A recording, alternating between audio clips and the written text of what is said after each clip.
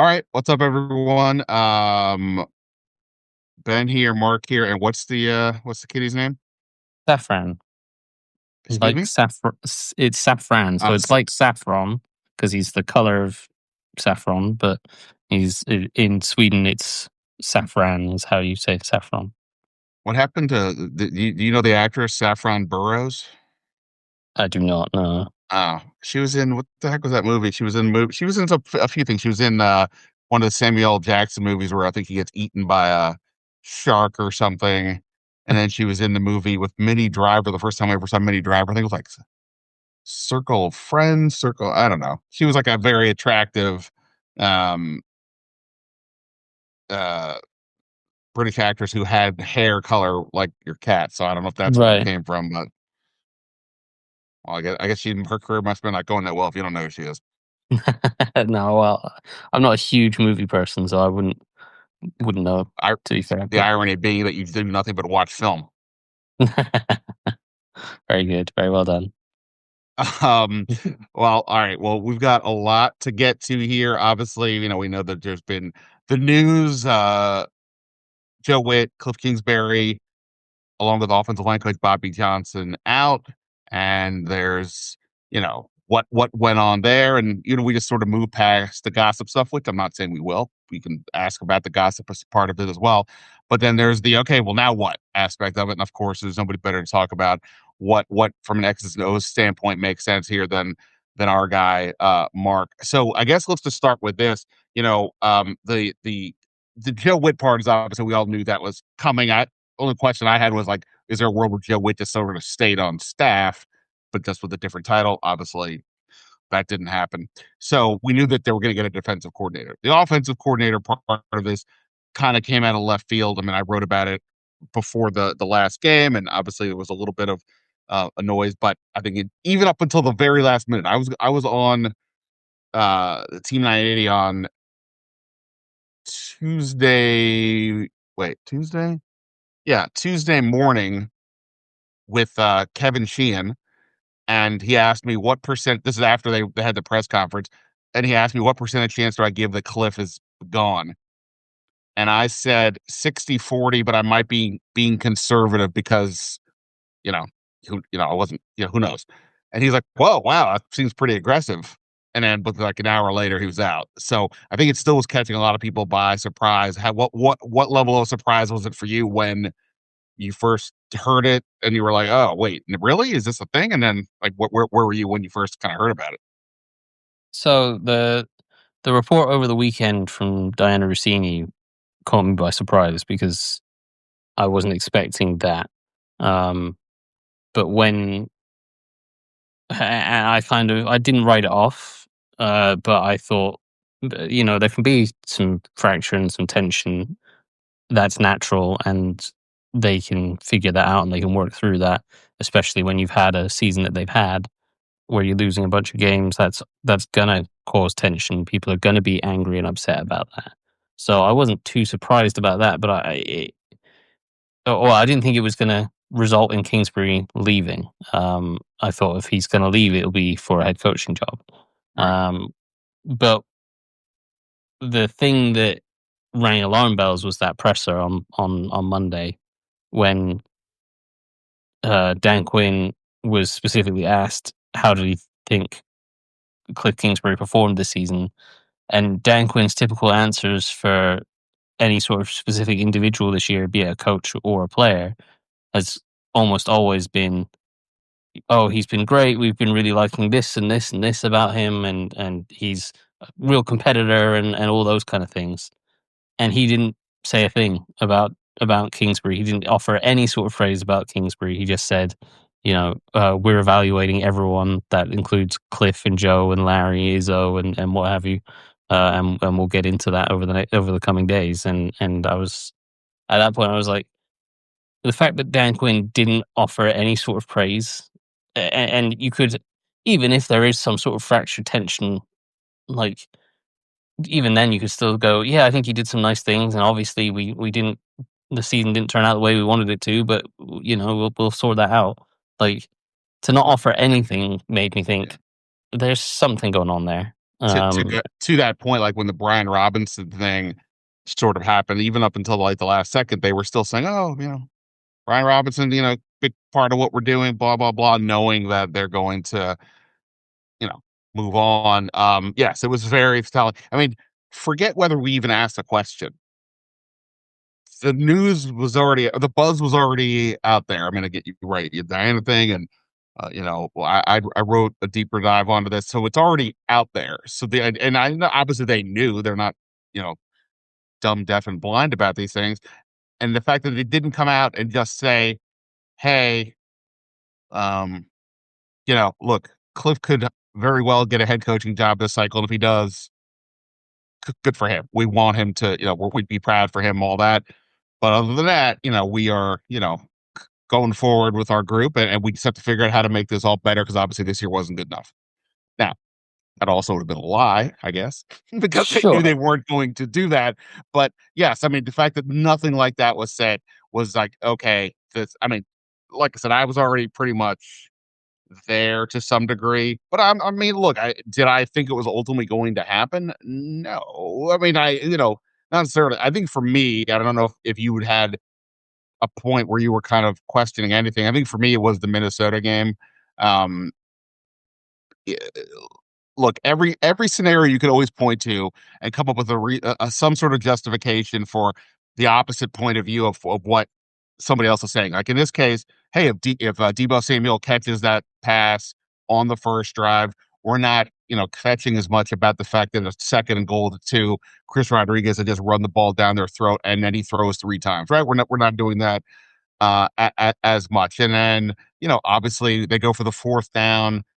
Jaden throws the interception. If they don't go for the fourth down, they kick a field goal, get on the board. I think right at that point it would have been what I think 14-3. Not saying it would have been great, but just saying like, okay, well that didn't happen. He throws the pick, and the game kind of gets away from there. And I just think at that point, to me, there was this. I don't know. There was something about the way Dan Quinn was talking, or thinking, or not thinking. Kind of always thinking, talking, or just the way he was. I was like, I don't know. It feels like there's a little bit more here than just he's frustrated with a loss. That's not the same thing as saying Cliff got to go. Like I wasn't there yet, yeah. but as like I said, as time built up, um, and just thinking about some things more, and then you really started looking. I think the other thing is like I don't know where you're at. The term complementary football, I just find so nails on chalkboard.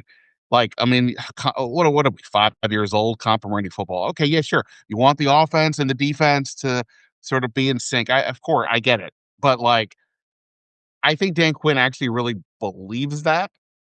And I don't know where you're at. You look at the numbers on the no huddle and the shotgun versus under center. It's not just that they are the league leaders in those categories. They are the league leaders by miles. And from a tempo standpoint, the no huddle didn't necessarily always lead to hurry up. But the principle is sort of there. The fact that they also sub a lot seems to negate the point of the no huddle, but we'll get to that if we have to.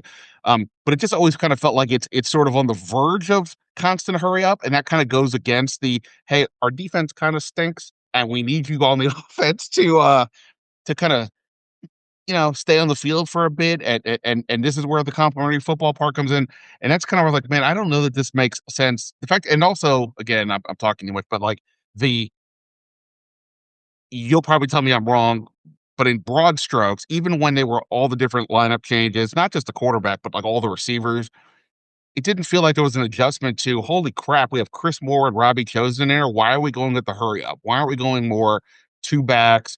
The backfield is our strength right now, along with the tight end.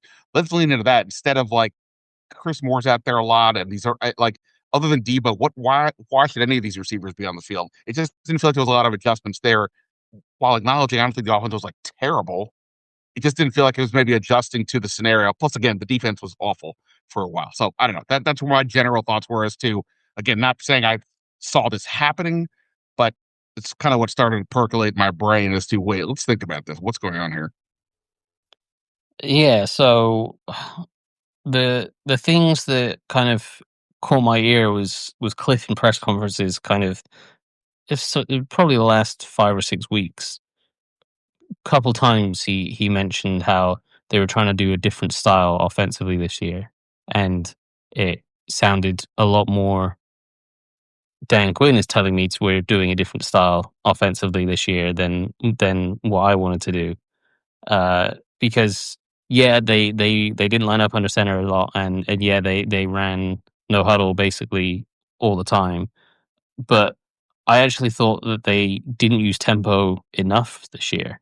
I thought the addition of Debo Samuel and that role that they tried to do with Debo, where they would move him around and stuff, meant that they weren't going as fast, and we saw that quite a lot. Like there was quite a few times where they were getting to the line of scrimmage with uh, like 5 or 6 seconds left on the play clock, as opposed to they would get lined up immediately after the previous play finished, and they'd snap the ball with 30 seconds or 25 seconds on the play clock. Like that, that's a significant difference. And I think their use of tempo last year helped them get more basic looks and helped Jaden Daniels get a lot of one-on-one matchups. And obviously, when you have Terry McLaurin, you can take advantage of those one-on-one matchups. When you don't have Terry McLaurin, then you're you're a little bit worried about who can win those one-on-ones. And as you talked about, like Chris Moore's not going to win them consistently. Um, so I think that played a factor in them slowing down and not being quite as effective as they were last year. But when you talk about that they weren't the complementary stuff like last year, they were up tempo, no huddle the entire time. They were just incredibly efficient, and the offense scored a ton of points, kept the ball long drives, even though they were up tempo. And they sustained drives because they kept converting on third down, and the offense did their part. The defense didn't really, other than create a few turnovers down the stretch. So I thought the offense had a lot of credit in the bank that the defense didn't, and I thought Cliff probably deserves uh, a little bit of leeway this year that I don't think he got. I think a lot of people get caught up on seeing the charts where they talk about the top 5 offenses are all under center running play action, and Washington is not under center at all. And like, yeah, that is one way to play offense. But when you think about one of the best offenses in NFL history was Tom Brady with an empty set with 5 receivers out wide and Dink and dunking his way down the field, and they had no under center stuff at all. They weren't doing run game play action stuff at all. And that was one of the best offenses in NFL history. So, like, there are very different ways to play football, and Cliff has a different philosophy, and it's not necessarily the philosophy that would like. I personally have always loved the Shanahan tree. The way I learned football was studying the Shanahan coaching staff. So I have an affinity to that. I would certainly love to see that in Washington again, but I appreciate that Cliff does things a different way and he just has a different philosophy, and there are perfectly legitimate merits to that. And we saw that last year. And we saw the success that they had last year, and nobody was complaining about it then. Then I think, yeah, we can talk about, the little things that they get wrong here and there, and, the stop on the goal line that you talked about in that Vikings game. Like, as you mentioned, the very easy answer to that, Debo catch the ball, or Jaden don't hesitate and throw it to, was it Trent Scott or Brandon Coleman on that second down play where it's the play action Mhm. pass.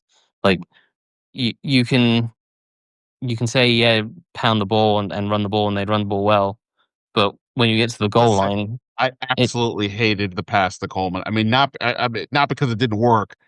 You're on a 7-game losing streak. You're already trailing the game. What are we doing here? You get I don't care if you run it like don't do that. You gotta just get in the end zone. Like, what are we talking about? But go ahead. That's I no, digress. I mean that was the play they used for Jaden Daniels' first ever career touchdown pass against the Bengals on Monday Yeah, Night but, like, Football last the year. world was different. They were, looking a little bit better, and 2, it was like game 3 and nobody, everybody was having fun. This was miserable. You gotta just you gotta eat your vegetables. Get in the end zone. Don't I, you I mean, you can't have fun like that. for me, I would judge an offensive coordinator by, did the call, did the scheme work? The scheme worked. Coleman was open. Jaden hesitated, and then it wasn't open. If Jaden didn't hesitate, that's a touchdown, assuming Coleman catches the ball, which is obviously not a guaranteed thing, given he's an offensive lineman. But uh, that's here and there. Fourth down, Debo drops a touchdown, catch the ball, that's a touchdown. Nobody cares. We're not talking about it. Uh, and there was times I think in this game they got on the goal line and they ran the ball like 3 times in a row, didn't get in. On the fourth down, they had the PI that got them back onto a reset of downs, and then they managed to get in. So it's like nobody cared that they didn't get in when they ran the ball 3 times, but they cared when they passed it. Like I think that's being nitpicky. Like overall, we talk about the season. Jaden Daniels played and finished what, four Games. games or something like that. Played 7, You finished 4. Yeah. exactly. Your offensive coordinator was down his top wide receiver and his main quarterback for the vast majority of the season, and the offense was still functional. It was still decent. Your defensive minded head coach couldn't put together a defense that could stop anyone or anything. Um, like Cliff was so far down the list of problems for me. Yeah. Now, By the I way, don't. sorry, Doctor, but like I generally agree with you. Like me pointing at the Minnesota game, like I said, for me it was like we're maybe an alarm bell went off, but not like this is a travesty. This is awful. And there's almost nothing to point to for the most part to say, boy, that was a real mistake. I mean, yeah, I don't think they ran the ball with the running backs as much as people think when you look at the numbers. I do think this is more philosophical on some level, and Sure. maybe on a I don't want to say personal because I know that's been out there a little bit, and I don't have reporting that definitively says that's true, but maybe there's just the philosophical differences became a butting of a head situation, and that led to whatever. But yeah, I agree. I don't think there's enough to say, boy, Cliff, boy, Cliff, what that wasn't in his bag this year. He threw it away, didn't even know where it was, what was going on. I don't think it was that. But clearly, Dan Quinn and Peters were like, I don't know if this is where we want to go. And it's odd because of how great last year was and knowing all the injuries. But I think ultimately it was just that. That's more than like, you're right. What happened in the first drive in Minnesota or pick any other part of the game. I think it was, I just don't think it was that. Yeah, I think it come down to I think Dan Quinn wants to run it. I think he wants Kyle Shanahan basically, and that makes sense because Kyle Shanahan was the OC for Quinn in Atlanta when they had that Super Bowl run, and it's the most popular offense in the league for a reason because it's very effective. And Quinn is a defensive minded head coach, and every defensive minded head coach in the history of football has always gone, we want to run the ball, we want to set up play action, we want to control the clock, we want to make things easier on a quarterback and easier on a defense. That is the golden philosophy of every defensive minded head coach, and Dan Quinn is no exception to that. So, um, I can see why he would want that. Um, I guess the question would then become, if that's what him and AP are going to want eventually, why did they not go and get that in 2024 rather That, than that, go? that to be like nothing that Cliff Kingsbury did is a surprise. No, Like I recognize the name of somebody who's in this room who's in the political world. It's not like you as a voter voted in somebody who you thought would be for lower taxes, and then they get in office and they jack taxes up. We're like, oh no, we're going to build up the education. No, we're going to cut funding. Wait, what? That's not what we're doing. No, Cliff said this is my platform. These are the things that I do. Then he went and did it, and then they were like, I don't think so. and I would even say like last year, like one of the things we talked about a ton was how this offensive coaching staff, basically nobody had worked together before. They pieced together different pieces, and I thought Kingsbury did a really nice job of putting together like getting those guys together, putting away his ego, and being like, "This is my offense. It's no, I'm going to take different pieces from different people," and you could see that some of the blind spots that Kingsbury had in Arizona, where he didn't sequence things great, and he had a decent run game and he had a decent pass game, but it wasn't blended well together. And you could see that there was an Anthony Lynn influence in how they would sequence the run game and set up play action off of that. And there was parts of that where you're like, okay, well, he's taking some things from Bobby Johnson as what they're doing in up front with the run game schematically and the sequencing and stuff from Anthony Lynn, and it's like, well, actually, Cliff has taken some of these things that were some of his blind spots, and he has adapted and he's improved. And I thought that was a really good, encouraging thing. And now suddenly, a year later, is that he's not doing enough of what we wanted him to do. He's not doing. He's not Kyle Shanahan. He's not Sean McVay. He's not Mike McDaniel or whoever. He's like that's the mistake to me, is that if this is the style of offense they wanted to go, like there's plenty of those kind of guys that they could have gone and got, and it seems like that's probably the route they're going to go down now. And I do think that could be successful. I do think the way that Adam Peters has put together this offense is set up for that. Um, but if that was their plan all along, go get that guy in 2024. Don't, as you say, don't go hire Cliff. Like Cliff's going to do what Cliff's going to do, even if he has adapted a little bit. And also, like, even like I've heard it said that maybe they were kind of like didn't love the idea that this person may constantly have them on edge as we get to every off season because he might go look to take another job. Cliff, I mean, we've talked about this for the whole time he's been here. Hey, you ever want to go back to being a head coach? And there are some guys who are head coaches, and then there are some guys who have like, I don't want to say larger than life, but like a bit more of a status. Like if you just mentioned Cliff Kingsbury, I think everybody in their head kind of gets this image of, ooh, this guy. Was he going to Thailand? Is he gonna say? Is he dating a supermodel? Like, is it what swag is he gonna like? What's plays he gonna run? Like, there's an edge to him, and I think that's part of the appeal that people have when you talk about bringing Cliff Kingsbury versus if I said, "Hey, your team, you can hire Cliff Kingsbury or Mike McCarthy." I guarantee everybody, if you like could like do the like check their EKG or whatever, everybody would say Cliff Kingsbury. Mike McCarthy's boring. It doesn't matter to me that's right, but then there's something to that. And I do wonder if on some level that personality was also part of what is going on here. Not that Cliff is did anything wrong necessarily, but he's not a supplicant. He's not like I'm gonna just be you tell me what to do and I'm just going to do it, because he is a bigger figure than that. And I wonder in terms of this, like, hey, Cliff, we need you to run the ball more consistently. Hey, Cliff, Chris Rodriguez works in the first half of the games, and then the second half of the game, I know sometimes we're losing, but it seems like we kind of forget about him or whatever. And he just couldn't seem to get there, in part because he's Cliff Kingsbury and he's gonna like even if he knew he was gonna get fired or whatever, he'll be fine. He'll get Yeah, another job, and not that's not the case for all coaches. I guarantee Dan Quinn is like, man, if I lose this job, I'm not getting another head coaching job.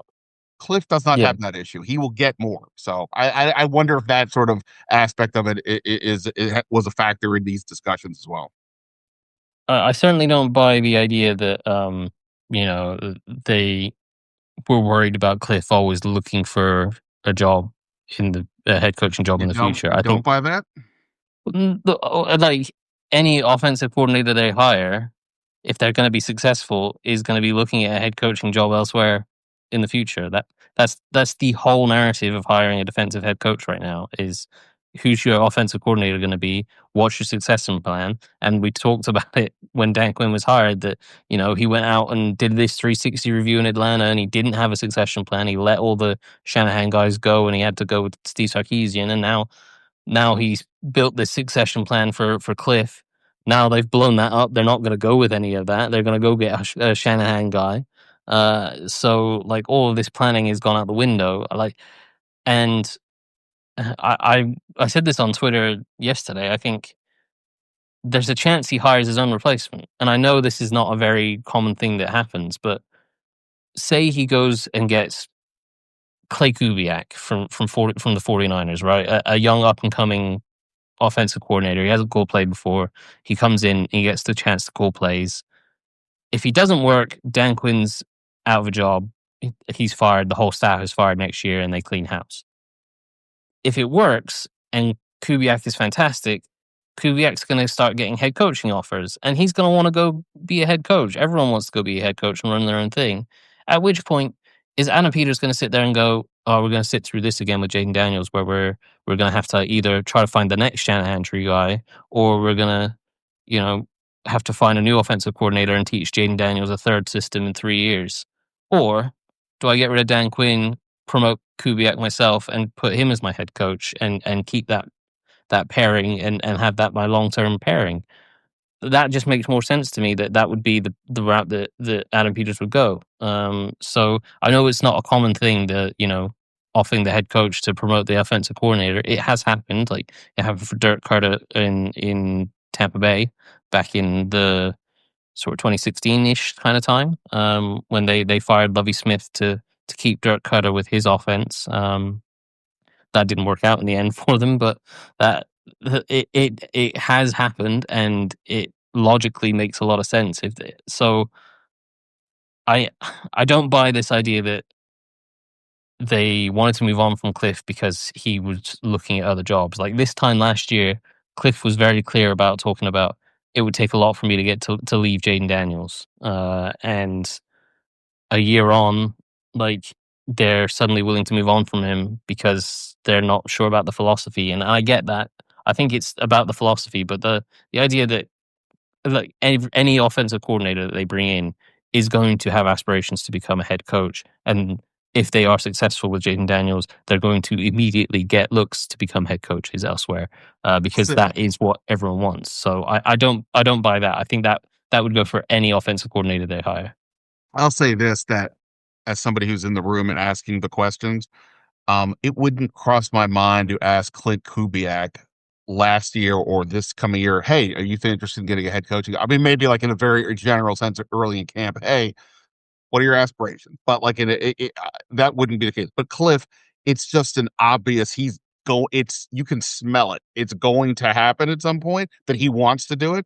Like we didn't ask Joe Witt about it last year. I know it's a different deal, but like it's not. I'm saying with Cliff, it's a different aura. But also, but forget even that. I wonder this, and this goes back to the point of like, well, you should have known this 2 years ago. And I got into this with Kevin Sheehan the other day on his show. Let's just say they didn't move on from it. Cliff gets hired by one of these openings that's out there. I, who are they going to hire that's going to run the same offense? Like they are so far out of whack in terms of again the no huddle and the under center stuff. Nobody they're going to bring in is going to do that to either at all or to that degree. So you basically were going to have to start over. I was going to say with this offense anyway. Like you could tell me David Blau, but David Blau Well, he hasn't even done this yet, so we don't even know what his David Blau is. sure, but that was the idea of the succession plan, right? That I mean, Brian Johnson, in theory, was the Cliff Kingsbury heir apparent, and he might not have run the offense the same way, but they would have kept the same terminology, roughly the same philosophy, and there would have been tweaks and changes, but it would have been the same core principles of it, right? And David Blau again would have been in the same boat. Tavita Pritchard would have been in the same boat. But the fact that the reason they're that if Cliff Kingsbury had gone and got hired somewhere else, then that makes one of these internal guys a legitimate candidate to step up and maintain some form of continuity. The fact that they're moving on from Kingsbury says we we want to change philosophy completely, and that means to me that none of these internal guys are legitimate candidates, because they were brought in to work with Kingsbury, and Brian Johnson, like, sure, he could run a different offense, but at this point, it's very clear they want to run a Shanahan system. Go get a Shanahan guy. Don't ask Brian Johnson to run it. Don't ask David Blau to run a Shanahan system. Go get the guy that you want to run, that actually runs the system you want to run. Again, don't hire Kingsbury to run the Shanahan system. Let him run his own system.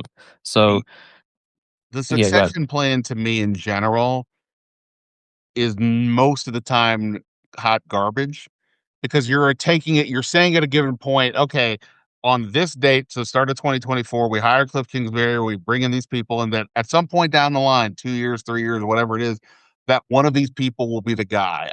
That is limiting, narrowing your pool. I mean, who knows? Like you don't know who anybody is going to what the world's going to look like. So a succession plan always sounds great. I think most of the time it doesn't mean squat. Now, sometimes it does.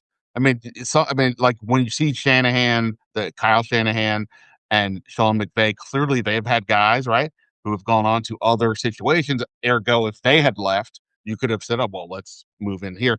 But the system is one thing, the brain is another thing. You don't keep the That's one thing I hate about these hires, right? Somebody's gonna get hired. Oh, you're the next so and so because you came from this guy's system. Maybe it works, maybe it doesn't, but you're not bringing that guy too. You're not getting the actual person. So the succession plan to me stuff is always a bit overstated. But yes, I mean you're right in a general in a general sense. I mean, like let's just say again that Cliff had left.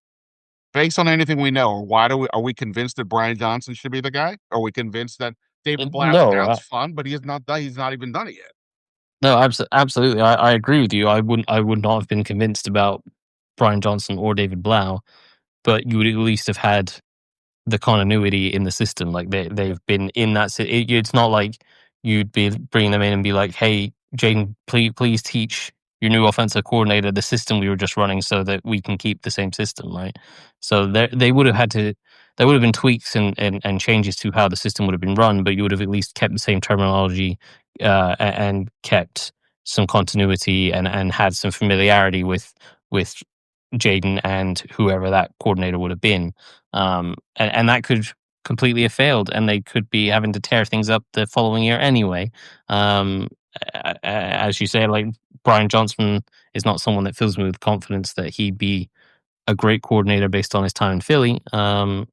David Blau, like everyone talks super highly of him, but to jump from assistant quarterbacks coach to offensive coordinator, building his own staff, calling plays, sequencing them, and all that kind of thing, like that's a big, big jump. And, you know, very few people can make that jump. Sure, the rare cases, a Sean McVay can make that jump.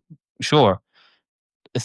Are we going to bet that David Blau is the next Sean McVay, or are we going to bet that he's probably not a weird superhuman freak kind of guy and is going to take some time to adjust? And that this is partly why I think the the next person coming in is probably more likely to be someone that has experience calling plays, Right. because DQ's going into a very critical third year. Do you want to be giving, like, as we talked about, like a Clay Kubiak that hasn't really called plays before? He's been delegated it a few times in San Fran, but not done it for a season. He's not built a staff and that kind of thing.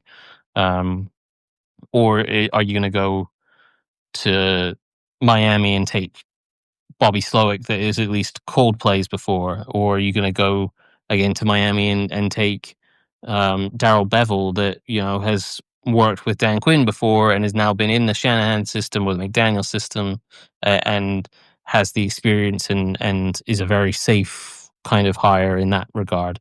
I think that's far more likely. I think it's far less exciting for us on the outside and for a fan base, but I think that is probably more likely. Um, I think for the sake of the organization, I think the better move I guess it would just be the more exciting move would be to go with one of those younger guys and give them a shot and see what they could do. But um, I don't know unless they get someone in an interview room and they just get blown away by it. I think it's pretty unlikely that that's the path they go down. In general, I would agree. I mean, I think if you make me bet, I would bet like I'd be more willing to say that like the defensive coordinator ends up being one of these people that Dan Quinn has worked with because between Raheem Morris and Jeff Ulbrecht and Al Harris, like it's not going to be that complicated to justify that. They all seem to. It's certainly two of the guys have been coordinators already. Al Harris has not. That probably wouldn't blow people's minds, other than to say it means you're staying with Dan Quinn's defense, and that's like a whole other conversation if that's the way to go.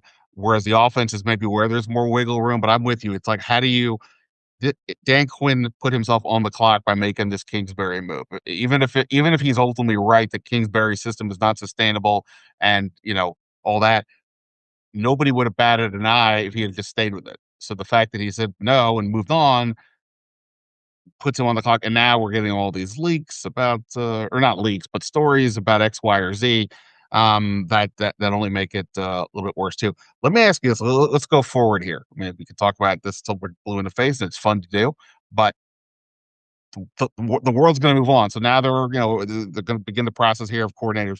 So I'm trying to figure out what am I going to write about all this, and sure, I can just come up with a list of names that everybody does, and I sent some team a list of names the other day for so it was not about these guys, but somebody else. And they were like, yeah, my 7-year-old could have figured this out. Like it's, the list of names that get thrown out often don't mean stuff. But that said, so I asked somebody in the league who's been an offensive coach for a long time. I was like, all right, so you watch Aiden Daniels. What system should they bring in? Whatever. And he said, quote, it's not a system thing at all. By the way, when I use this quote in one of my stories, just pretend you didn't hear this. Cool. Quote, it's not a system thing to me. He needs a coach that can connect with him, develop him as a pocket passer first, scramble to save the play second. If he develops as a pocket passer, everything will work. End quote. Um, I think I generally buy that. I mean, because ultimately, I also wonder with regards to Cliff, did the style of play maybe expose Jaden Daniels too much, two hits combined with his own extra aggressive. I got to always kind of go make the play. He still seems to struggle a bit when I got to get down, when not. And if you can sort of maybe hone it into him to be a little bit more of a pocket passer, obviously not exclusively because that takes away. So he sort of again sort of dismisses the system part of this a little bit to focus on that aspect. What do you kind of make of that part? I I I take the point.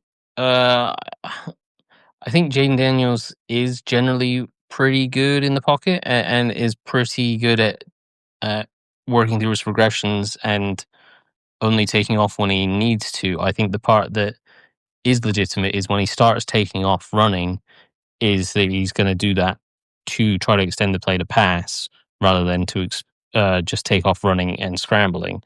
Um, I don't think Kingsbury's system exposed him to hits more than other systems necessarily would. Um, yes, there were design quarterback runs, but the design quarterback runs are designed in a way where generally it's a read option play where Jaden Daniels can control whether he hands the ball off or if it's a clear path to run to the edge, he can run to the edge with, in theory, out getting hit. Um, so that I don't think that exposed him. Uh, I think I think the thing is Jaden is going to expose himself to hits. This was the number one concern I had of him coming out of college. Was in college he couldn't help but try to cut back inside and make a guy miss and try to turn a 30-yard scramble into a 60-yard touchdown. And he took some ridiculous hits in college doing that. In the NFL, he hasn't been as bad at doing that. Like, he has been more willing to slide and step out of bounds and avoid some of those hits and not try to cut back inside and turn it into a big play. But he does still expose himself to more hits than he should. But that's no offensive coordinator in the league, no coach in the league is telling Jaden Daniels, yeah, when you take off scrambling, go try to stiff arm that 300-pound defensive lineman, right? Nobody's telling him to do that. That's an instinctual thing that Jaden Daniels does, and you can try your best to coach it out of him. And I'm sure they have been doing that, because their jobs all rely on Jaden Daniels staying on the field. So I'm pretty sure Cliff was telling him, hey, try to be a little bit more careful here. Try to scramble to pass rather than scramble to run, and all that kind of thing. I'm sure Tavita Pritchard was telling him that. I'm sure David Blau was telling him that. I'm sure everyone in that building was telling him that. And you could see there was progression in that. Like, he started last year, the first few games last year, he was definitely like he would stay in the pocket and try to read through his progressions, but as soon as he felt some pressure, it was, I'm taking off and I'm running. I'm not thinking about throwing at that point. And you could see as the year progressed, he started to get to the point where it was, okay, I can actually take off and buy myself some time to find a pass down the field. And that was where they started to hit some of those deep shots. Like, there was that deep shot to Terry McLaurin, I think it was against the Browns, where he scrambled out after getting some pressure and he found Terry and they had a big play. And they did that a couple times and it became more and more frequent.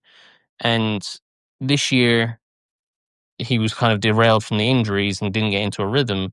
But when he came back from the first injury in that Chargers game, he had a bit of a rough first quarter. And in the final three quarters of that game, myself and Nick Ackridge from PFF, we do a live show on with Big Doug and Carmi, where we break down film every week. And we both agreed that Chargers game was probably the best we've seen Jaden Daniels play in the NFL because he was consistently just working from the pocket, progressing through his reads, dumping the ball off if he needed to. If pressure then arrived, he would then use his legs to scramble, but extend plays and find passes. And only as a last resort would he take off running. And he got the decisions right on all of those plays pretty much 100% of the time in that game, and he was fantastic. That was one of the best games I've seen him play was that Chargers game. Certainly the high And mark of the year for sure, and I would agree, like, be watching him I remember, like, every time Jaden Daniels when I was sitting there watching him at the stadium, it very much feels like, "Oh, you're watching a kid run into traffic." You're like, "Oh, no. What are you doing?" But okay, get the and that was the game I was like, "Oh, he's walking on the crosswalk. He's waiting for the lights to change. He's doing the right things. He's not jaywalking, all that stuff." And then, yes, but other games, again, it's. I'm not saying he shouldn't do anything, but the other games a little more yeah, reckless. so my point is, I think it's just a natural development for a young quarterback that's coming into the NFL that for most of his life he's just been the best athlete on the field and he can outrun everyone. And when he can't, he can still absorb the hit and get himself back up. In the NFL, he's finding that he can't do that, and that's just going to take him taking a few of those hits, and we've seen that this year. And I think when he started to come back from that elbow injury, we started to see him try to do that a little bit more, and we've seen games of it where he does do that. I think it's just something that will come with time. So I don't think it's a case of a coordinator needs to make him learn to play from the pocket. Like it's not a situation where it's RG3 couldn't read a defense and couldn't understand that, hey, this is a cover two and we've got a corner flat concept. You read that corner, and if he bites up, you throw the corner behind him, and if he sinks back, you throw the flat. It wasn't that kind of situation, right?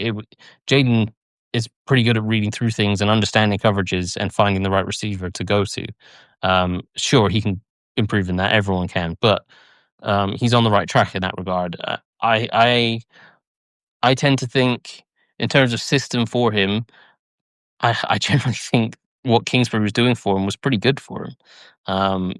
Because the things that, you know, that Jaden was knocked in college for, like not throwing over the middle a ton, preferring to throw outside the numbers, Cliff gave him that. Like Cliff designed an offense where, you get those options outside, you can take those one-on-ones outside to Terry, you can take that one-on-one down the field to Noah Brown or what have you. If we need a play over the middle of the field, we're going to give you a very trusted veteran in Zach Ertz that you've got this great rapport with, and you can find him over the middle. But we're not going to make you read over the middle too often, and we're going to give you the stuff outside the numbers. We're going to let you throw the slot fades that you love to throw in college and that you're great at throwing, and the vertical stuff that he's outstanding with down the sideline. And they incorporated the fact that he ran very well and his legs are a legitimate weapon. So I think Kingsbury actually did a lot of things well for him. um I think a Shanahan style system could be good for him, but I think there will be adjustments for him because he hasn't been under center a ton. He hasn't been in a huddle a ton. He hasn't had the proper long, like 20 word plays from a Kyle Shanahan system that he's then having to shout out three different plays in a huddle and kill through them to at the line of scrimmage based on whatever front or look the defense is showing him. He hasn't had to line up under center and drop back and turn his back to the defense on a play action pass and then quickly get his head back round and identify, okay, I've got this drift route, I can hit it over the middle, or actually, no, I need to take my check down and what have you. Like, that's all going to be different to him. I'm fairly sure Jaden Daniels is extremely talented and very smart, football intelligent, that he will make the adjustments. But I think there will be some bumps in the road whatever system he goes to as he picks those things up because he is still a young learning quarterback. So I think he is scheme diverse. I think he can fit a lot of different systems, but I think there will be some bumps in the road because that Shanahan system does look to target the middle of the field on play action a lot more than what Cliff was asking him to do. And I think we see glimpses of him being able to do that, but he did, a lot of the throws that he missed this year were just a little bit higher, a little bit behind receivers when they were working those intermediate routes over the middle of the field. So that's somewhere that he does need to improve. So yeah, I think I don't necessarily think it's a case of getting with a coordinator that builds a relationship and makes him learn to play from the pocket. I think it's more, yeah, he's going to have an adjustment with whatever system. I think he's pretty scheme diverse, and it's just you're having to start from scratch, which is the shame. You're going to have to start from scratch rather than have the guy that he on what was it on Monday? He said a special relationship with Cliff. That's pretty high praise from a quarterback. So pretty rare to see your head coach fire an offensive coordinator a day after the quarterback says we have a special relationship. That's kind of an odd one. Quarterback's mother, Twitter. Hey, year three loading, Cliff and my son. Well, Do you get Hard Knocks over there, the HBO show? no, I haven't. We usually it comes out on on NFL Game Pass, which is the way we watch all the games here. But it usually comes out like at the end of the season. They then release the whole thing, so I haven't got to watch any of it. No. You're gonna miss absolutely nothing. It's a total bore. Obviously, it was a bad year to pick the NFC East. They were all, except for Philly, all terrible. But the only reason I brought it up is so a couple of the episodes they'll show the behind the scenes will be like one of the coaches' rooms, the position rooms, I should say. So they had in this episode the quarterback room. It was David Blau was in there leading the meeting, and he's talking to them about tell me something you learned this season. And then a lot of guys went towards sort of like a grateful to be in this game, and really Jaden with like the injuries. I think he talked about the passion for it, all that stuff.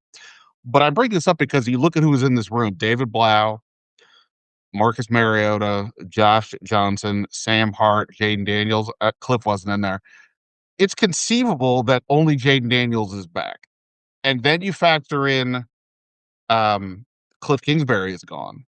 So I, beyond the succession plan aspect that we talked about before, just his buddies are potentially all going to be gone. I think that to me is as notable as anything because now all of a sudden, you're taking away your friend group. The coaching stuff right here to an extent that can, we can debate this guy or that guy, but they're all fine. It's just how does it execute? How does it mesh? But bond with who you bond with. Like it's not always a lock. We've all had coworkers where you're like, oh my god, I gotta go to work with this loser again, or he doesn't get my jokes, or he's whatever it is. Uh, and that's been a huge deal. That was like the whole point last year. They said, between the four quarterbacks, including Hartman and Driscoll last year, that these guys get along great. Seemed like Josh Johnson as well. So I think that's something almost me as notable, and maybe even more important than like sort of what happens next. All right, I only have a couple minutes left, so we haven't talked about the defense at all. Let's get to that. Again, no surprise that Joe Witt was let go. We knew that was happening from the moment he had his play calling strip. So now the question is, what happens next? There's a bucket of people, and I wrote a list of the guys the other day, trying to give a little more detail than just the list. But you've got the Dan Quinn tree. Your Raheem Morris is your Jeff Ulbrich. Basically, if Dan Quinn wants to stay the system, here are some guys. They'll call it. They're going to be, other than again Al Harris, they're all experienced names, but that would be one way. Another name would be take some bigger swings. Like Brian Flores is a free agent coach right now with the Vikings. He may get a head coaching job, and that would cost a lot of money to bring him in. But okay, there's like that. Jim Schwartz in Cleveland, if he gets let loose there, should they hire somebody else as head coach? They just got rid of Stefanski. And you can go down the list of other coaches who've been coordinators before. Then there's the hey, we're taking a risk on the first time guy. I mentioned guys like Aubrey Pleasant, who's with the Rams, who used to be here as a defensive backs coach, assistant head coach of the Rams. Jim Leonard has the same titles with Denver. Another guy is a young up and comer. The risk there is, of course, that you're taking a chance that this person is not ready to do it. And as we just said, this is Dan Quinn's um, potentially, last chance to keep this thing going for himself. I'll ask you about candidates before we go for both one offense, one defense. But in terms of that, keep the system or go for somebody outside the Dan Quinn system. I think I'm of the opinion that I wouldn't mind seeing that change. Now, maybe that's just too radical for a guy to say, I'm going to switch my system when I have to kind of win. I kind of feel like that, but you tell me, because we haven't seen it work yet here. I mean, we know it's worked other places. It hasn't worked here. Where are you at with that? With that basic premise, keep the system, but bring in one of these notable guys, or bring in somebody else and do it all something differently. I certainly at this point would be on board with let's try something new. Let's try something different. Like if you could attract Brian Flores, that would be a home run hire. I don't think that Dan Quinn would do that because that would put him at risk. Both both the offensive coordinator and defensive coordinator taking his job in a year. But uh, yeah, and then you have the problem with that is then you also have the succession plan thing, right? Like typically the defensive minded head coach runs the defense and it's his system, and so you lose the offensive coordinator, you need to sort a new offense out. If you lose the defensive coordinator, you still maintain the system. So if you're going to go and hire some guy from outside your tree to run a new system, if they get hired away, you then either have to revert back to your system or try to learn their system and call their system, and that makes things a little bit confusing. So I don't think that's the path they'll go down. I think they will go down the path of someone that is familiar with at least the terminology and the style that Quinn wants to play, and then you know, maybe and maybe Quinn will give them the reins and let them call it as they see fit, but it will at least have some continuity to it. Um, but I mean, I would like to see them tear it up and try something new because clearly what they've been doing hasn't been working, and that goes from scheme to players to coaches, all on that defensive side of the ball. Yeah, no doubt. And that's kind of where I'm at. Like I said, like you can talk me into all kinds of. Sure, look again. Dan Quinn had a lot of success as a coordinator in Dallas and in others in Seattle, obviously over there. But we also then saw the Dallas team get blown up in multiple playoffs. Maybe it wasn't always on the defense. Dak Prescott's reputation for maybe not winning the bigger games is part of that too. But the defense seemed to get caught up in not being good enough against some of these other uh, teams. The Shanahan offense always seems to be a conversation. So that to me, it feels like that would be a strong pull. But again, is he really going to, having now already knowing he's going to bring in an offensive guy who presumably is not? I mean, I guess he could, like, in a world where like Mike McCarthy doesn't get a head coaching job, I guess he could bring in a guy he knows from another spot. But again, that would be beyond uninspiring. So that doesn't seem like it would make sense. Do you?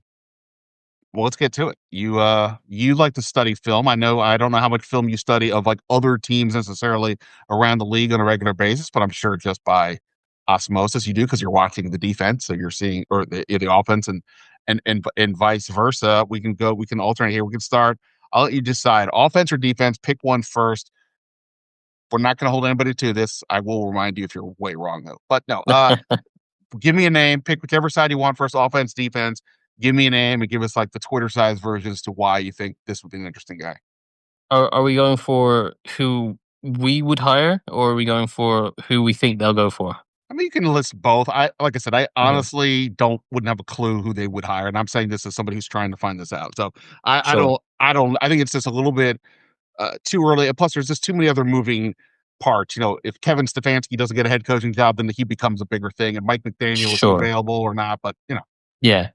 So I can start with offense if you like, and I think the name you just said there, Mike McDaniel, would be their ideal guy. The link to Quinn, obviously from being in Atlanta and helping with him getting sober and that kind of thing. I think that runs deep. Would be a Shanahan tree guy. Um, but unique enough to be his own guy as well. I think that would be their number one guy if he were to become available. I think that would be nailed on as their top choice. I think much more likely is someone like a Daryl Bevel from that staff who has called plays before, been under in that system now, been with Dan Quinn before. I think that's probably more likely.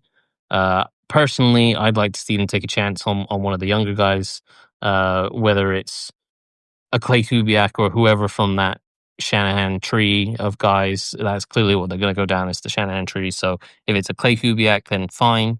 If it's Grant is it Udinsky from the Jaguars? Is that how you pronounce his name? Oh yeah. That would be an interesting one. I would like to see them go down that route and give that guy a chance to see what he can do. Is he the new Sean McVay, as everyone calls him? Give him a chance, but I think that would be slightly too threatening to Dan Quinn's job. And in both, if it goes right, then it's a threat, and if it goes wrong, it's a threat. So I don't think they'll go down that route.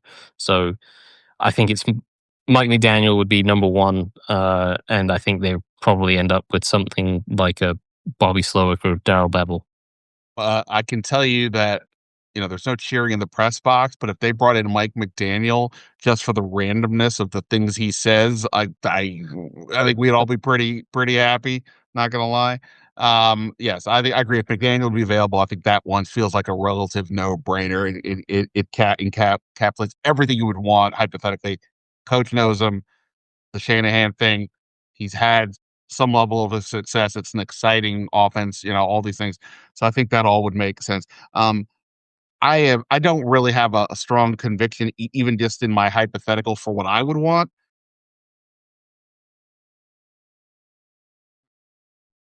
You talked about the young guys. Now, this was Adam Peters saying this, not Quinn, but he said in the press conference about like spending money in free agency. He said part of the thing that you can screw up sometimes is you give a long-term contract to somebody you don't know, and then things fall apart. We can certainly look around here over the years, William Jackson, Albert Haynesworth, whomever, and say, oh, okay, these are some things like that. So if you're going to go down the younger guy path, I don't know why. Maybe you just stay with David Blau, because like he clearly gets a lot of respect for Kingsbury. Well, especially last year, was saying, "Oh, this guy was we were using some of his plays."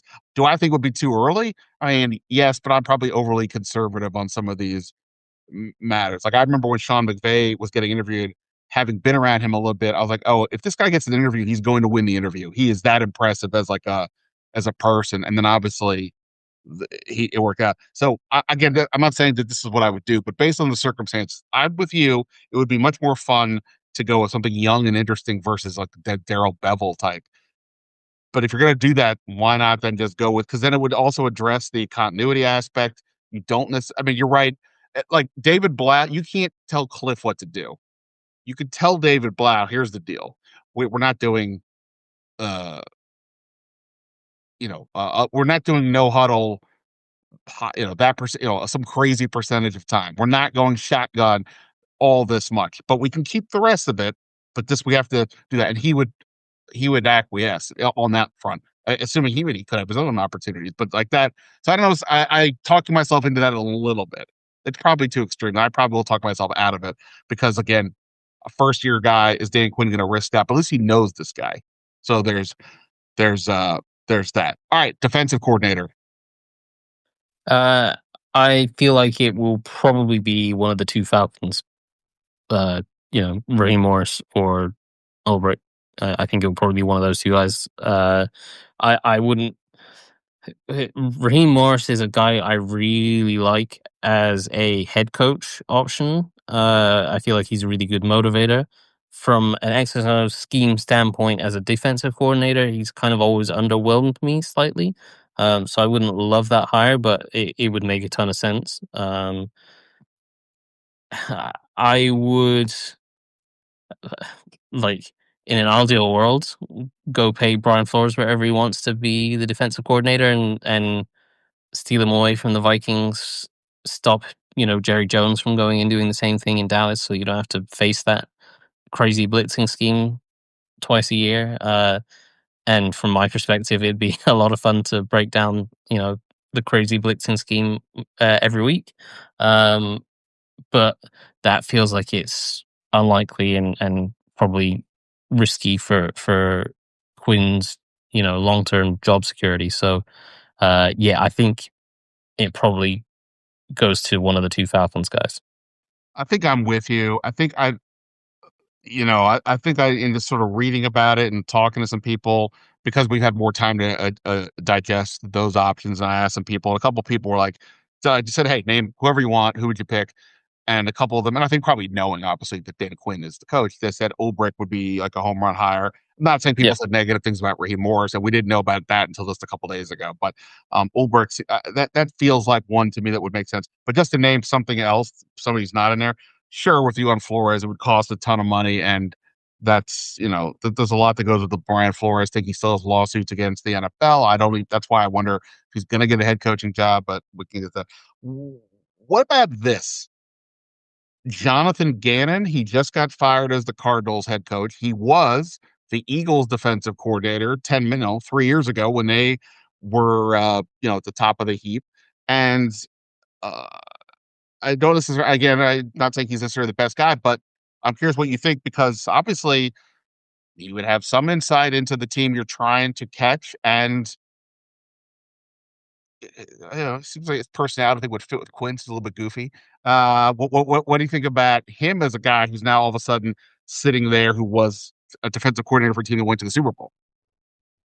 Yeah, so I was very high on Gannon as a defensive coordinator when he was with Philly because he was essentially running the Fangio scheme and doing it pretty well.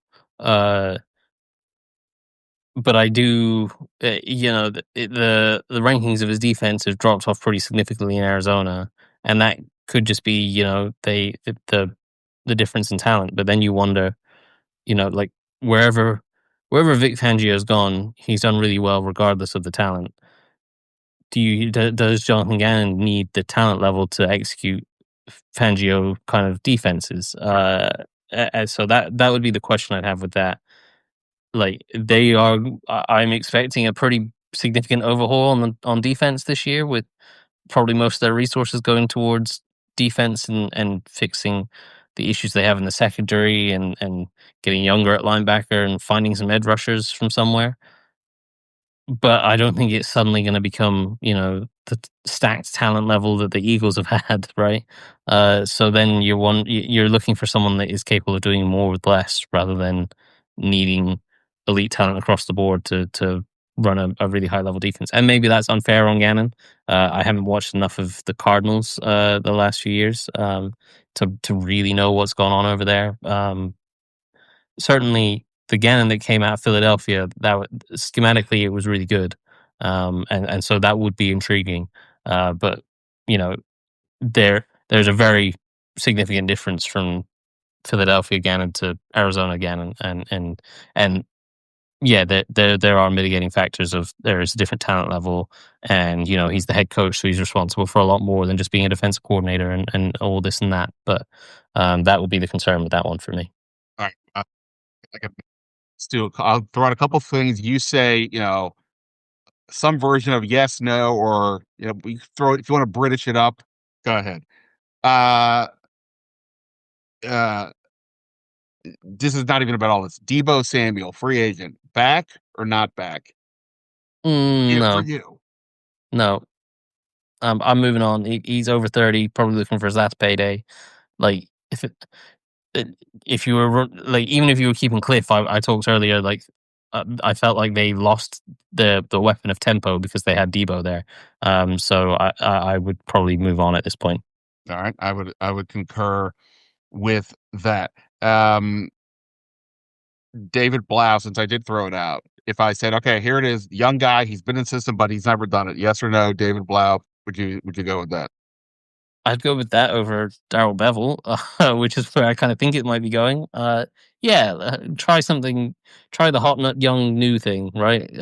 Try that. Yeah, sure, why not? All right. Then the last one, I talked about this in the podcast yesterday. I know people have been saying this. John Harbaugh sitting out there. This is not going to happen. But it's not even just that John Harbaugh, it would be hard to argue he isn't a better coach than Dan Quinn. It's that for me, you've already done the hard part. You already fired the defensive coordinator and the offensive coordinator. You're already two-thirds of the way from starting over anyway. So would you make that swap, John Harbaugh for Dan Quinn? Again, you got to factor in all the all the ramifications. Would you make that move? Not for Harbaugh. I Uh, would for McDaniel.